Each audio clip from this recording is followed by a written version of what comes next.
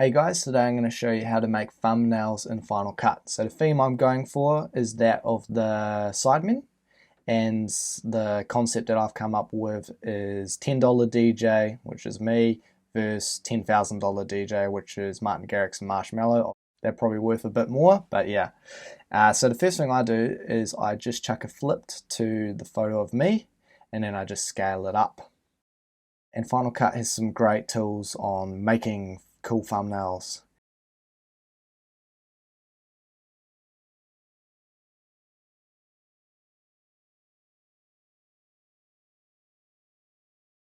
Then I add a mask, and then I'm just going to cut around me, which I'll speed up.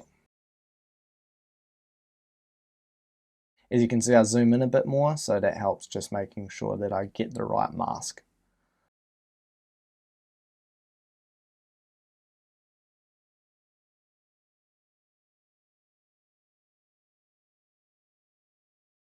So then under the draw mask, I go to the feather tab and then I reduce it. So this means that any outlines that may be part of the background are gone. And then I copy and paste this masked layer, and then I go to the color section, and under exposure I drag this all the way up, so now you can see the sort of white outline starting to form.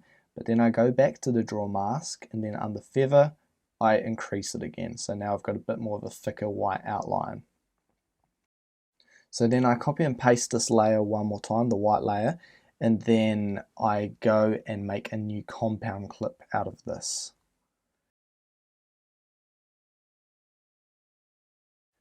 Then under the effects tab, I go to Gaussian and just whack that in there, and then that just helps blur it a bit more, and then I obviously increase the amount. And then under opacity, I reduce this. So we can still see that white outline, but now I've got a bit more of a white glow around me, which looks great so far. Then also just scale the background up a little bit.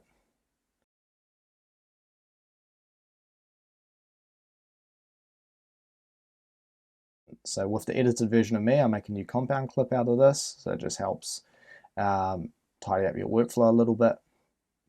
Now it's time to do the same thing with Martin Garrix and Marshmallow. So as you can see, I'm really masking around them and making sure that this is okay.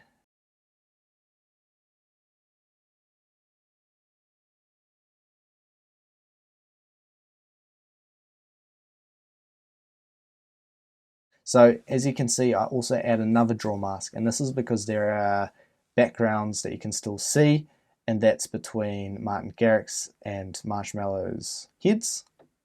And then I just cut this out. Now, a very important step to remember is that when you're doing this, make sure to click invert mask on this. So yeah, that gets rid of the background there, and now we can see a little bit of a background between Martin Garrix and his hand. So I'm getting rid of this as well.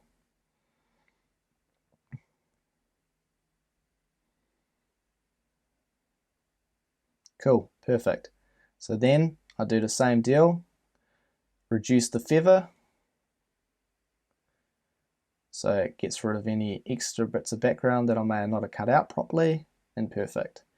Then I copy and paste this and make a layer, and then same deal, go to the color tab, drag the exposure all the way up, and we can see that white outline starting to form already. Then I increase the feather, and in the gaps where I've inverted the mask, I actually reduce the feather.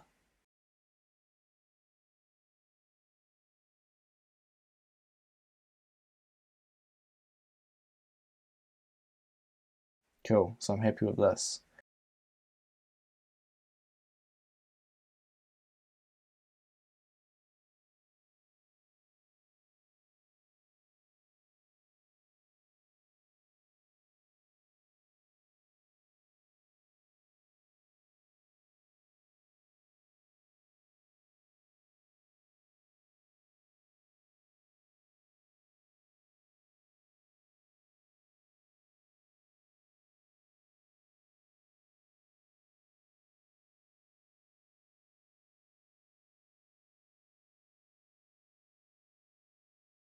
So I've just made a compound clip of the first two layers just to make my workflow a little bit more cleaner. And then I just use the transform tab and just play around and just move it into position.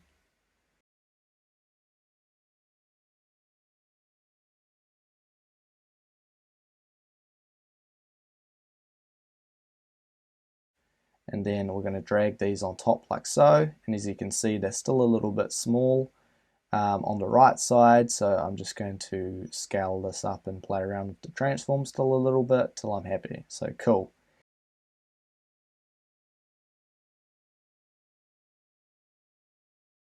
I've still got the background of Tomorrowland, which I want to add in, but I want to make it sort of half and half. So on one side you can see the empty hall, but on the other half you can see the packed Tomorrowland. So yeah, I'm just playing a little bit around with scale. And then I go to the effects tab. And so for the Tomorrowland photo, I click on the draw mask, and then I just make a diagonal cut like this. You can do kind of whatever shape you want to do, but I prefer to use the diagonal.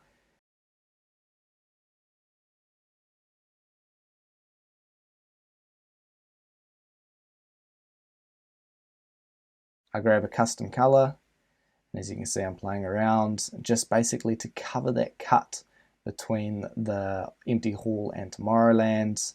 So yeah, you can just see I'm playing around with some of the controls.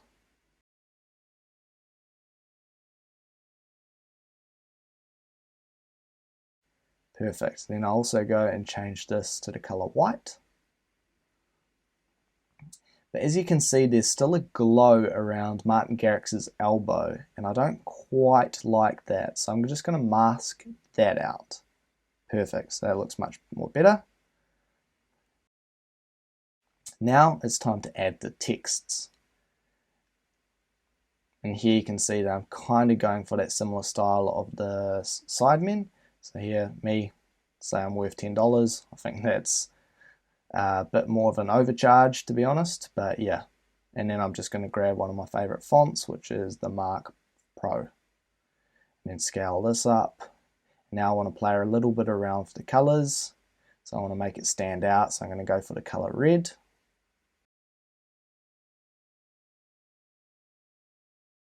Now I also want to add an outline to this, and I want this outline to be white.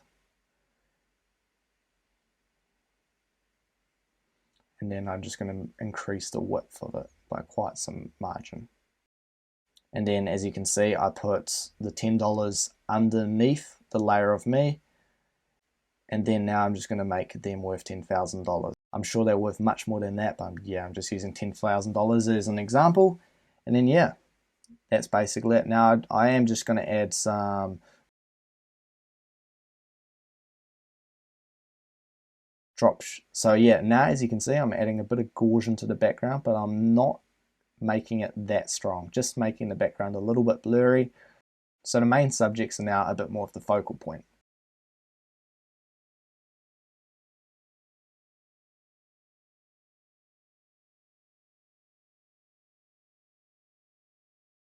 So now I'm just adding a drop shadow to the numbers, make them stand out also a little bit more.